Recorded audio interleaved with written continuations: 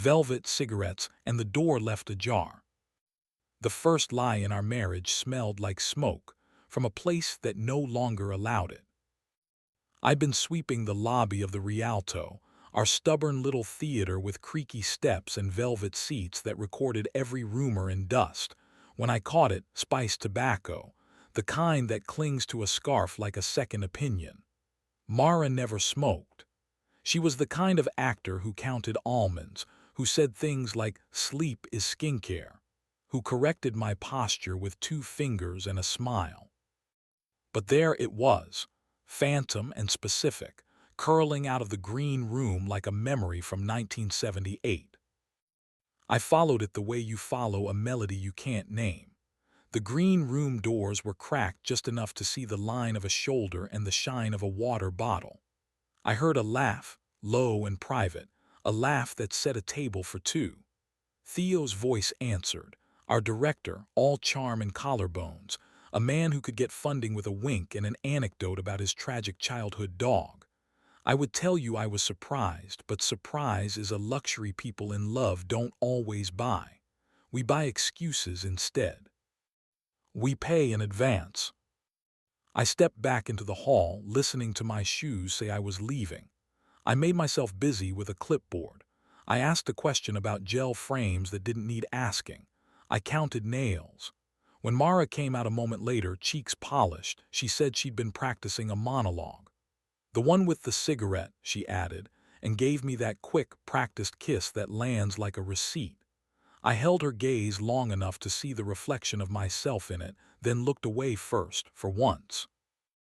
Opening night was in 9 days.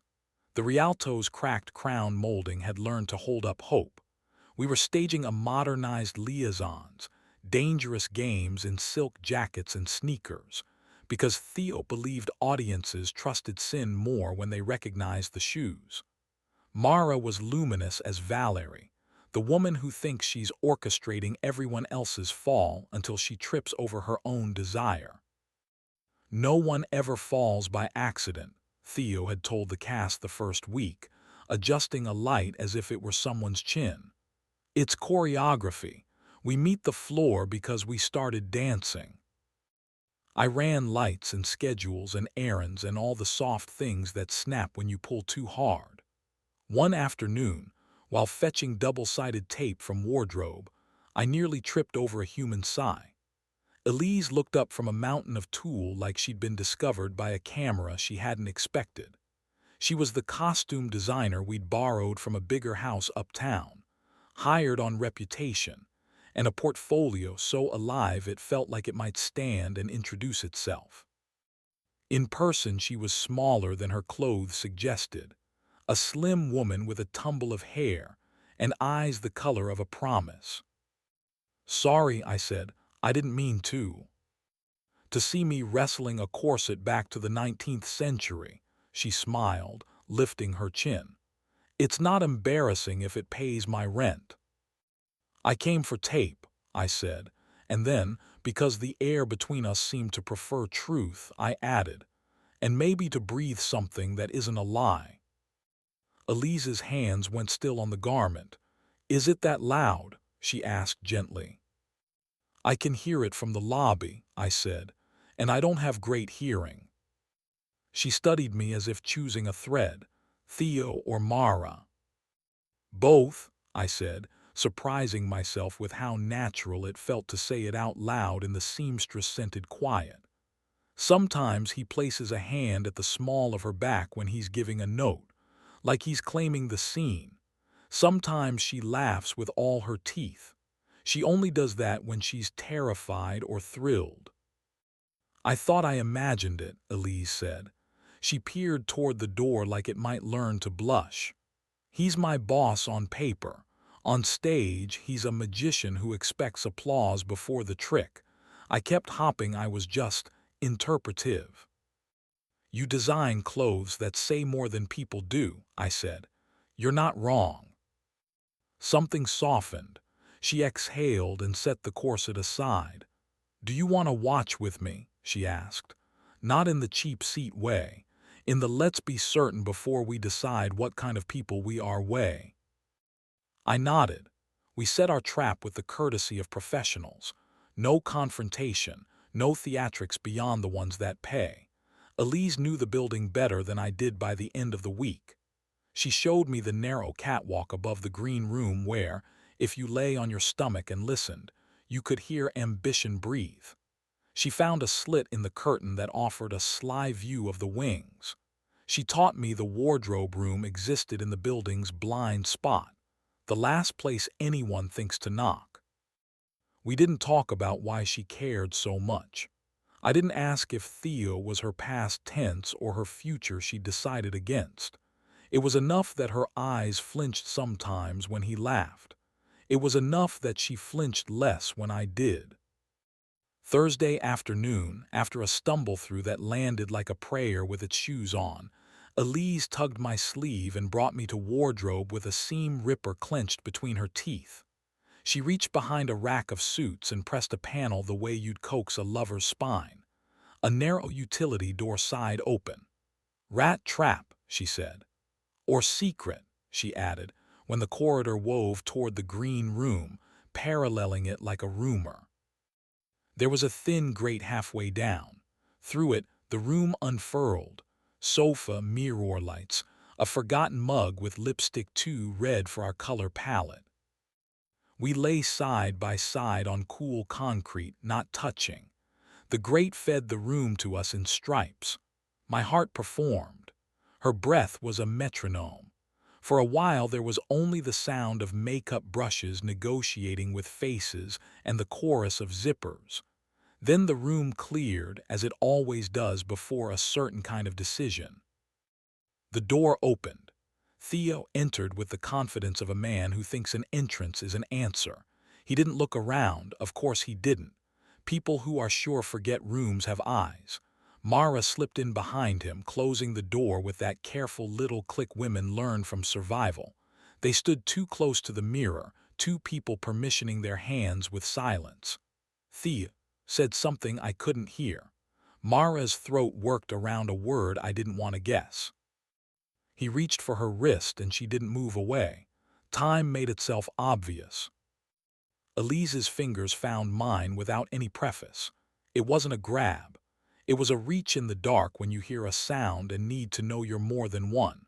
We watched until watching felt like a third person in the room. Then we turned our faces away in unison, letting their reflections blur into light. Elise kept my hand. I let her. We didn't speak as their conversation receded into the practical sounds of people pretending nothing had been said. We breathed in the corridor until the world returned to its correct scale. "We could blow it up," I said at last.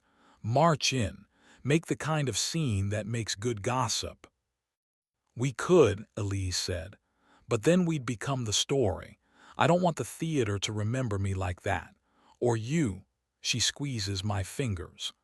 "Also, it occurs to me that the loudest thing we could do is be quiet together." I rolled the seam ripper between my fingers, thinking about sharpness and usefulness and how both depend on the hand. "What do you suggest?" "Let's choose our timing," she said. "People who lie are choreographers, right? Let's trip them at their own dance." Elise's plan was simple and brutal in its elegance. A costume change that required assistants and therefore witnesses. A blocking shift that made privacy impossible. A bit of business for Mara that returned a prop to the audience instead of the wings, placing her theater-wide under a kind of oath. We weren't going to trap them in the act. We were going to make acting dishonesty the hardest work in the room. We rehearsed our counter-choreography like spies and saints. Elise brought me into wardrobe on some meager pretense and spun me with measuring tape, muttering about shoulder seams. If intrigue has a perfume, it's cotton dust and starch. When she reached under my arm to check the line of a jacket, the brush of her knuckles on my rib made every bad feeling in me resolve into something almost tender. If I tilted my head, my cheek would meet the soft flyaway hair by her ear. I didn't tilt. "Breathe," she murmured, standing on the sliver of floor between my knees. "I need your chest to move." "It's already moving," I said, and heard my voice betray me with the smallest crack. "Good," she said, not looking up. "I like knowing I can measure the truth." We tested the new blocking with Theo by pretending we were saving him time. "If she exits stage right," I suggested with a tech's brisk authority, "she can return the letter to the house, more modern, less melodrama. It matches the current of your vision." Theo preened. He agreed. He always agreed with praise he believed he'd earned. Mara tried the adjustment and nailed it. She held the prop, an actual letter I'd written in a moment of pettiness and theater craft, full of emptiness articulated elegantly, and offered it to a random audience seat as if she were giving away a secret. When she glanced toward the wings for permission, Theo gave her a small nod he thought only she and I could see. It landed inside me like a chair scooting too loud. Elise watched from the aisle and scribbled in her book. When our eyes met, she didn't smile. She belonged to the moment the way a violin belongs to a bow. That night the new choreography tugged at Mara like a thread. She fumbled once, recovered too quickly. The audience probably thought it intentional. Theo clapped too enthusiastically from the darkness, a man applauding his own clever rescue. After notes, Mara came to me with apology curled inside her mouth and kissed my cheek in front of everyone, which is how contrition imitates affection when stage lights are on. I wanted to say, "Don't use me as a prop," but instead I asked if she wanted tea. She said yes, relieved I had let the evening be an evening. Friday arrived like a hinge. Sometime after lunch, I found Elise asleep on a bolt of velvet, one hand resting on an embroidered waistcoat as if she'd tamed it. The quiet in wardrobe felt curated. I sat on the floor nearby with my back to a rack of dresses. She stirred, blinked at me with that soft, embarrassed dawn expression humans wear before their armor clicks into place. "Sorry," she said. "I dream in fabrics during tech." "What did you dream?" I asked. "That everything held," she said. "That seam stayed seams." I reached out and touched the trimmings beside her hand. "I don't know how to be furious without becoming stupid," I said. "I keep wanting to rush the stage of my own life." She rolled onto her side, face propped on her palm, and looked at me the way we look at maps when we have to admit we're lost. "I don't know how to be kind without becoming invisible," she said. "I hold the pins and then someone else wears the dress." A little laugh. "Don't kiss me because of that line," she added, before I'd even thought to move. "I wasn't going to," I lied. "Good," she said. "Not here, not like this." Then, after a beat, "If you needed to, you could hold my hand again, though." I did. The feeling was almost indecent in its simplicity. Heat, pulse, an agreement not to pretend the world had rearranged itself.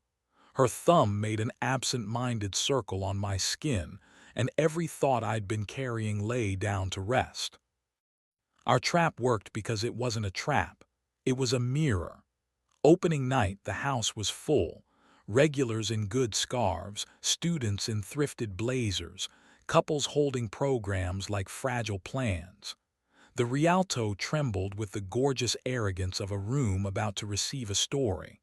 From the booth, I watched the stage compose itself in light. The scene in question arrived, our choreography of truth-telling disguised as stage direction. Mara crossed downstage, letter in hand, and turned toward the house. She looked beautiful in Elise's bone-colored silk, modern and ruinous. Theo, off left, took the half-step forward that men take when they've convinced themselves they are something more than they are. I saw it in the monitor and in the corner of my life. Mara scanned the first row, then the second, eyes seeking a safe harbor for the letter. Her gaze snagged on me in the booth window, small, distant, undeniable. She faltered, a tiny break like a thread giving way. She looked toward the wings for him. He lifted his chin a fraction, that secret instruction. She looked back at me. The house held its breath.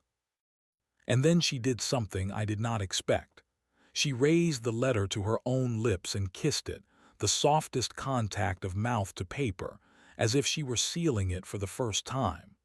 She turned and placed it on the edge of the stage like an offering, not to a person but to the room itself. When she spoke her next line, it landed from a higher floor. The heart is a rehearsed thing until it forgets. Elise's hand found my knee under the console. She squeezed once. I kept the lights steady and let the moment be the moment. After curtain call, the Rialto swelled with congratulations like a coat 2 sizes too big. Theo floated from circle to circle, receiving warmth as if he'd invented weather. Mara slipped from every grasp until she reached me. Up close, I saw the tiny smudges of mascara at the corners of her eyes where tears had hesitated, changed their minds, and left footprints anyway. "We need to talk," she said. "Tomorrow," I said, "not in costume." She nodded. We didn't touch. It felt like a new skill. Elise appeared at my elbow with a garment bag slung over her shoulder, hair loosened by applause. She looked from Mara to me, measuring a distance no tape can quantify. "Congratulations," she told Mara, meaning it. Mara thanked her like a woman accepting flowers from a stranger who somehow knew which ones not to bring. We slipped into the alley behind the theater, Elise and I, seeking an air that hadn't been breathed by 100 people in scarves. The night held the kind of mild that makes endings feel optional. Someone down the block smoked a cigarette with old-fashioned loyalty. The smell drifted, less accusation than nostalgia now. "I thought she might deny everything," Elise said, "or run." "Maybe the choreography changed," I said. "Maybe we bumped the needle and the song skipped." Elise set the garment bag against the wall and stepped close enough that I could see the tiny scar at the corner of her mouth. "I want to kiss you," she said, like a line she'd rehearsed beyond fear. "Not because I'm angry, not because I'm lonely, because tonight I watched you choose the room over the scene." "I want to kiss you too," I said, "because when the floor fell away, you didn't pretend to fly. You reached for my hand." She smiled, small and unscripted, and we kissed, slow, certain, not a vow but a direction. The alley was a quiet theater. The brick applauded with its silence. Her fingers slid to the back of my neck with a familiarity that surprised neither of us. I let my palm rest at her waist, feeling the low hum of her breath. We didn't press for more. The knowing was enough. We broke with a laugh that didn't owe anyone an apology. "What now?" she asked, forehead leaning to mine as if whispering to my skin. "Tomorrow," I said again, because the word felt honest in my mouth. "I talked to Mara. You tell Theo the costume department doesn't design alibis. We let the house lights up and see what we're standing in." "And after," she said. I looked at the sky, the slice of it the alley allowed, and thought about rigs and ropes and the miracle of a light that falls exactly where you intend. "After, if we're both still here," I let it trail, an ellipsis we were both literate enough to read. She nodded and picked up her bag, the zipper teeth catching a little before giving in. "Good," she said. "I have a dress I want you to see," she added, then laughed at herself. "That sounds like a line. I only mean, I made something new, and I think you'll like the way it tells the truth."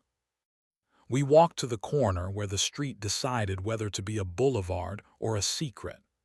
At the light, Elise squeezed my hand again, a punctuation mark I could carry through sleep. We parted with a look that promised nothing except that we would keep choosing the room over the scene. At home, Mara's shoes were by the door, as neat as regret. She sat at the table with a cup of tea that had given up on being warm. We talked until the kettle woke a second time. She didn't deny. She didn't confess in the way people confess to cleanse themselves by dirtying the room. She explained, halting and precise, how a woman can become a role without meaning to, how applause can replace affection if you let it.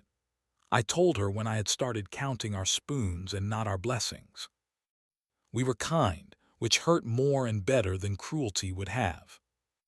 We decided on space, not staged, not punitive. Just a door left ajar so a draft could find the truth. She would stay at her sister's to unlearn the sound of Theo's laugh. I would stay at the apartment to relearn the sound of my own. We were not failing. We were revising. In bed, sleep found me wearing the soft pressure of Elise's mouth like an invisible garment I could not name. I didn't make it a fantasy. I let it be a scene we had earned, unscripted and decent and charged with everything we had refused to turn into damage. In the morning, the Rialto would smell like paint and coffee and possibility. The clothes would be pressed. The notes would be sharper than our instincts. The light would fall exactly where we asked it to. I would walk in through the stage door and see my life from the wings. And if I did it right, the first thing I would do was look for Elise's hand without pretending it was an accident.